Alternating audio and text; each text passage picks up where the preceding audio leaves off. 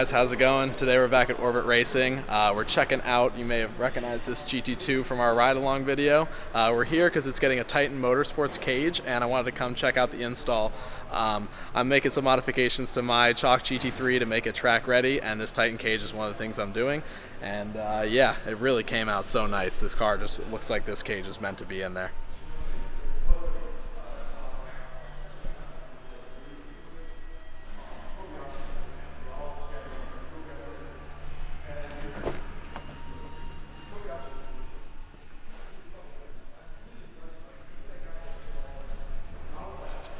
Something really nice that Porsche does is they include the mounts from the factory, and obviously safety being the #1 important thing, you can't put a price on safety.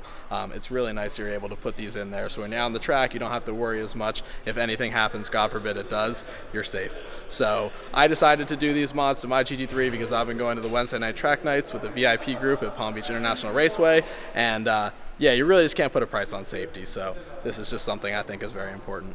Something else that you guys may or may not know is cars equipped with the carbon ceramic brakes. They're really nice on track, but the problem is that if you're beating on it a lot and you have a lot of track days, like any brakes, you got to do pads and rotors. And the issue that happens with this pad and rotor combo is when you spec the car, you pay around $8,000 to $9,000 for these brakes.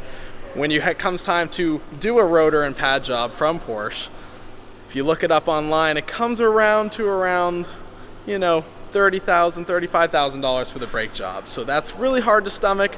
That's almost a whole nother car. So another mod that I'm doing and things that people do when they're tracking their cars is you convert to iron rotors. And you can utilize the OEM PCB calipers.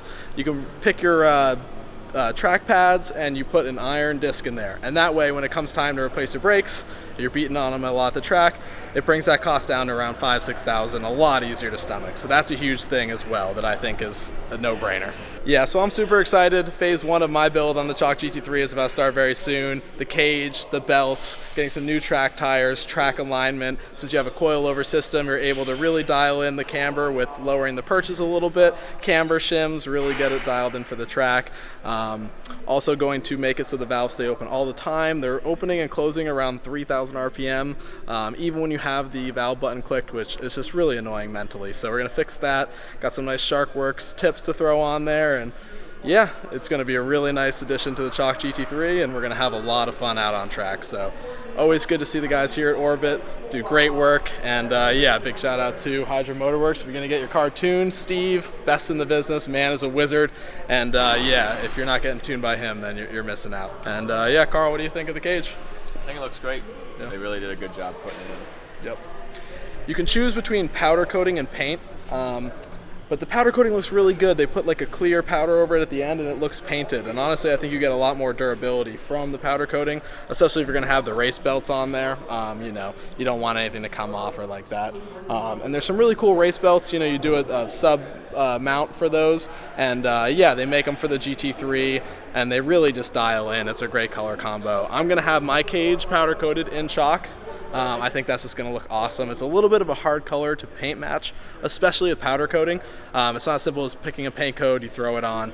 You can't just mix it like that. You really have to kind of see it in person and dial it in. So got a guy lined up for that. We're going to go check it out, show him the paint, and yeah, see if he can dial that in. And yeah, really excited for the project. We'll keep you guys updated, and we'll show you how it's going.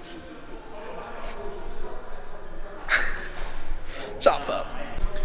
And yeah, again, the main thing about all this and why I would really recommend any of these mods for anybody that's tracking seriously is it's all about safety. You can't put a price on safety, you can't put a price on your well-being, so it's really nice to have that peace of mind and just, you know, have all the equipment set up correctly, and yeah, especially having it done by the right guys too. Guys over here at Orbit, A1, so, you know, it's awesome to have it all dialed in and good to go.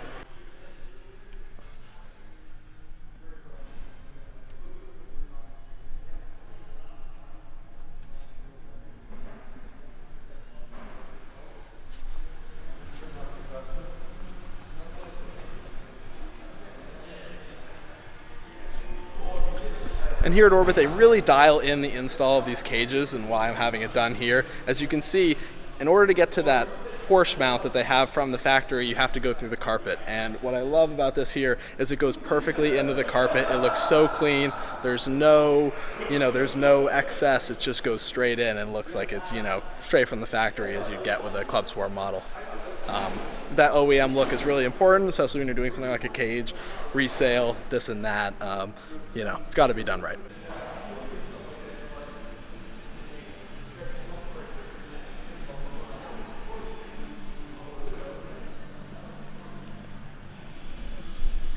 This car also just got 50% ceramic tint, and I really like the choice with the 50% tint. It's really clean. It gives you the benefits of ceramic. You get a cooler inside, protects your dash, but also you can still see the cage. It doesn't completely black it out. You don't have 5% limo tint, and yeah, really, really classy choice.